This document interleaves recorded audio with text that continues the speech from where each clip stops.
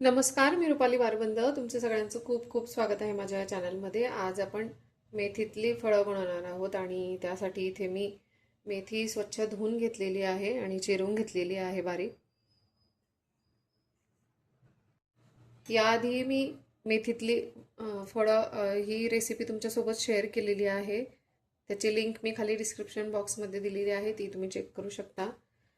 आणि सगळ्यात आधी जे नवीन असतील, ज्यांनी अजून चॅनलला सबस्क्राईब केलं नसेल, त्यांनी प्लीज सबस्क्राईब करा. सबस्क्राईब केल्यानंतर तिथे एक बेल आयकॉन सुद्धा दिसेल, तेही क्लिक करा, म्हणजे तुम्ही माझ्या पुढच्या रेसिपीज पाहू शकाल.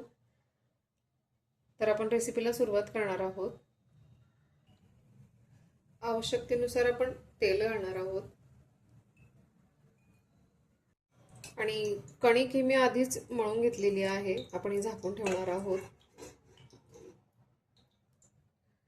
आपण त्यामध्ये राई घालून देणार आहोत, जिरं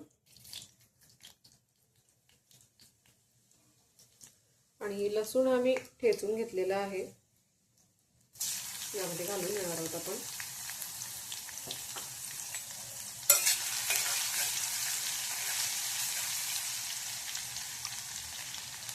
हिरवी मिरची,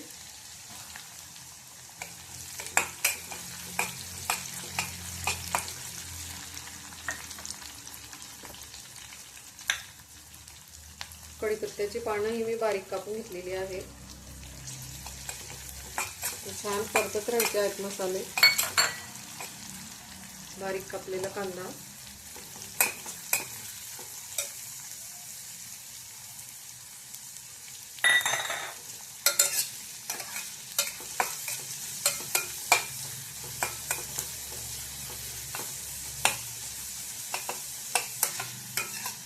कांदा मी 2 मिनिटं परतून घेतलेला आहे.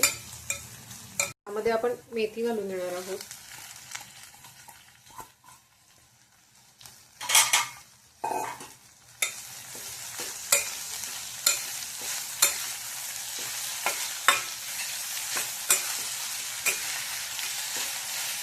छान परतून घ्यायचं आहे आपल्याला.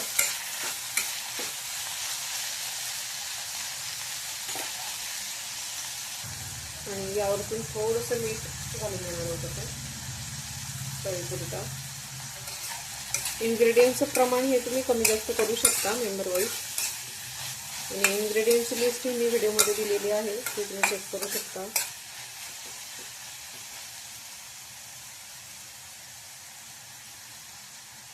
याला आपण एक वाफ आणून घेणार आहोत. आणि इथे कणकीचे आपण छोटे छोटे बॉल घेऊन याच्या चकत्या करून घेणार आहोत.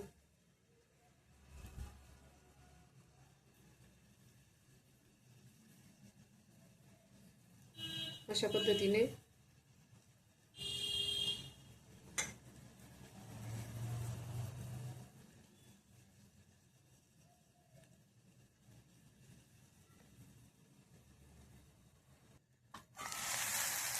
आणि भाजी मी वाफवून घेतलेली आहे.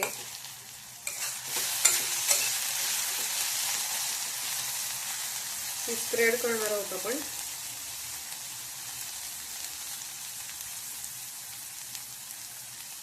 आणि यावरती ह्या चकत्या आपण ठेवून देणार आहोत आणि याला छान वाफवून घ्यायचं आहे आपल्याला.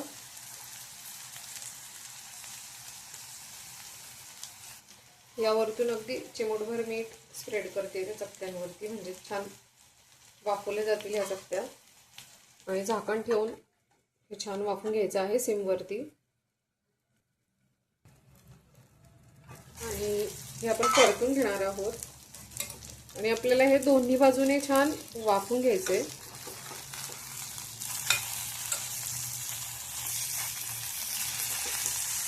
हे पलटी करून घेणार आहोत आपण.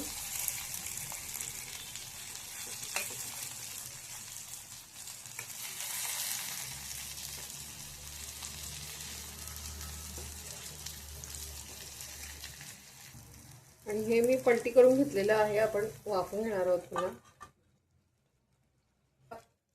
छान शिजतील चकत्या, त्या कच्च्या नाही राहणार. त्याकरता आपल्याला हे दोन्ही बाजूने व्यवस्थित वाफवून घ्यायचं आहे. आणि 10 मिनिटं हे छान मी वाफवून घेतलेलं आहे. आपण गॅस बंद करून घेणार आहोत.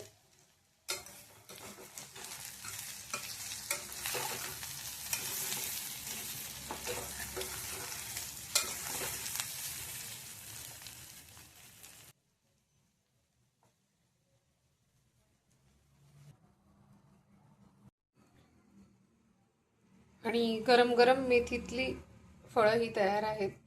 आजची ही रेसिपी तुम्हाला आवडली असेल तर लाईक, शेअर आणि सबस्क्राईब करायला विसरू नका. पुन्हा भेटू असंच एका छानशा रेसिपीसोबत. तोपर्यंत बाय.